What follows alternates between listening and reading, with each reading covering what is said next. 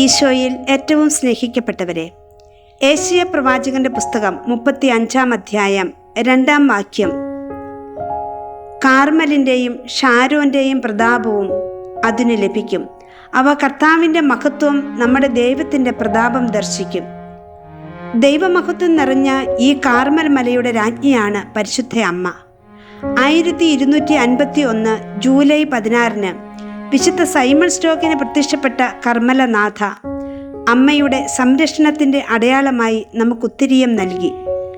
ഈ ഉത്തരീയം ധരിക്കുമ്പോൾ നമ്മൾ ഓർക്കേണ്ടത് വിശുദ്ധ പൗലോസ് അപ്പസ്തോലൻ ഗലാത്യക്കാർക്ക് എഴുതിയ ലേഖനം 3 അധ്യായം 27 വാക്യമാണ്. ക്രിസ്തുവിനോട് ഐക്യപ്പെടാൻ വേണ്ടി സ്നാനം സ്വീകരിച്ചിരിക്കുന്ന നിങ്ങളെല്ലാവരും ക്രിസ്തുവിനെ ധരിച്ചിരിക്കുന്നു. ഉത്തരീയം ധരിക്കുക എന്നാൽ ക്രിസ്തുവിനെയും അമ്മയുടെ സുഹൃതങ്ങളെയും നമ്മുടെ ജീവിതത്തിൽ ധരിക്കുക എന്നതാണ്.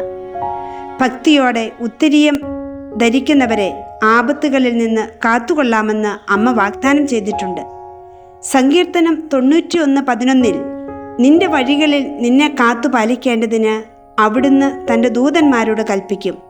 ആ സ്വർഗീയ ദൂതന്മാരുടെ രാജ്ഞിയായ മറിയം നമ്മുടെ കാവലായി എപ്പോഴുമുണ്ട്. നമുക്കും അമ്മയുടെ വിമല ഹൃദയത്തിന് നമ്മെ തന്നെ സമർപ്പിക്കാം, ഉത്തരീയം ധരിക്കാം.